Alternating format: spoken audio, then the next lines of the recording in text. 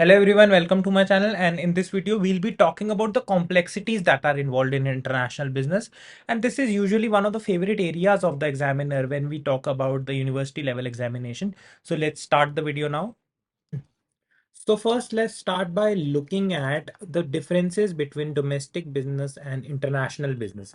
So basically, domestic business, as we already know, will operate in so within national boundaries or one's home country, whereas international business will always mean that there are two or more countries in which we are doing the business.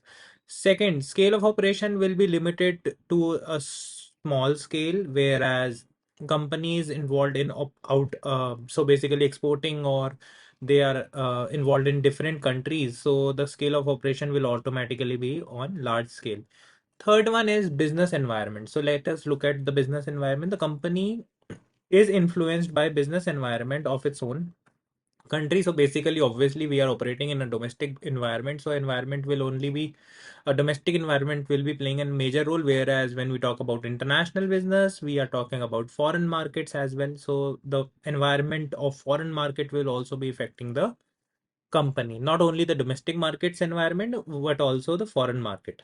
Risk. Obviously, there is very less risk when we are operating in our home country, whereas very high risk when we are operating in multiple countries. This is why, because we know that the environment is different, the political, legal, so basically, there are different legal requirements, there are different licenses, maybe uh, the country that we are operating in, a foreign country that we are operating, may or may not favor the international players. So this is also a kind of a risk that is there. Restrictions. So basically, there are very limited restrictions when we are operating in a domestic environment or domestic business. And international business, there are a lot of restrictions that are imposed because related to import and export of goods. Lot of restriction, lot of license requirements might be there.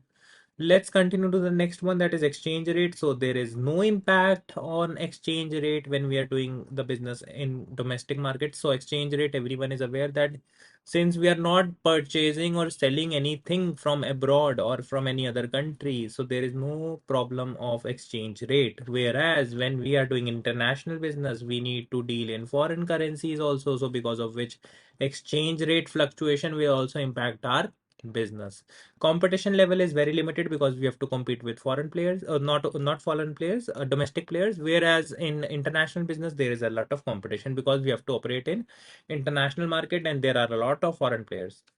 Culture. So company operates in one country, the uniformity of culture is there. Whereas when we are operating in multiple countries, we have to adopt to the change in the cultures.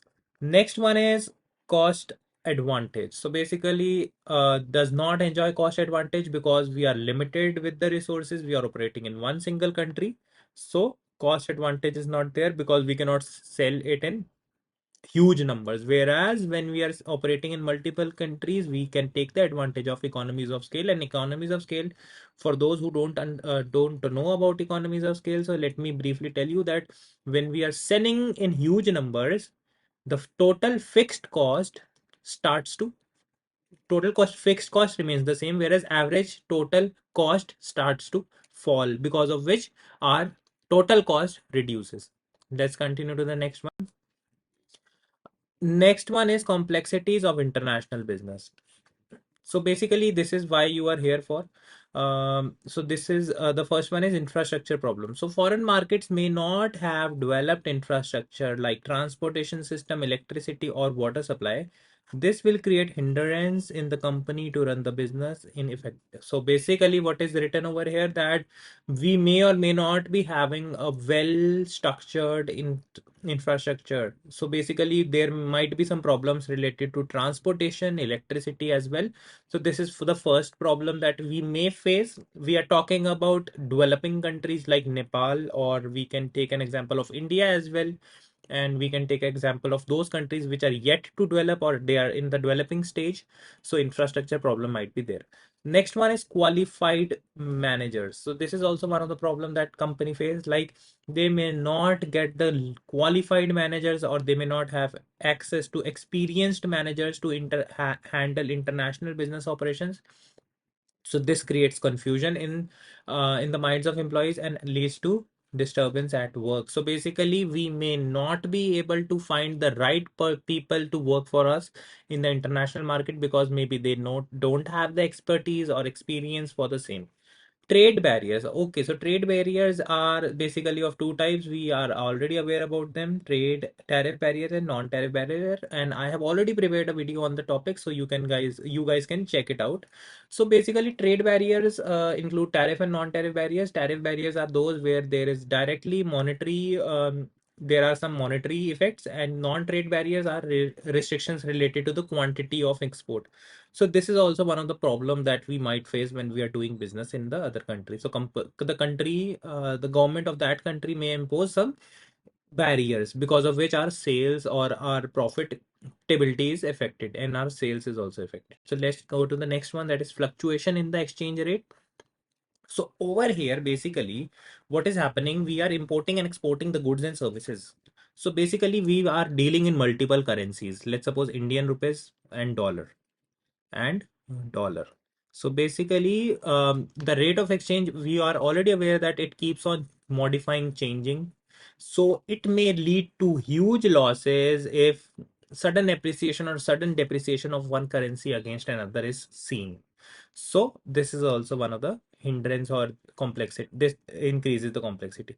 Corrupt government. So basically over here, what is written, like some countries, I will not rather name them, there is a lot of corruption, and only those companies will flourish who are paying heavy amounts to the government.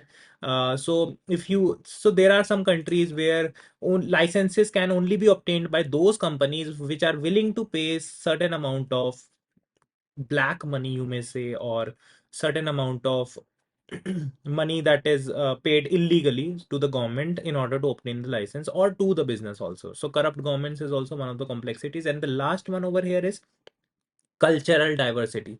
So people may be different in different countries because they will follow a different culture. So we have to understand the various cultures that are there in different countries in order to have a successful business abroad. So basically, what is happening over here, we have to understand their beliefs, values, religious languages, and understand the behavior patterns of the consumer in order to have a strong relationship with the customers, and not only customers, with the employees as well. So this is also one of the important point. So thank you so much guys for watching the video till the very end, and I hope you guys liked the video. So please share and subscribe to my channel. So thank you so much. I'll meet you in the next video. Thank you.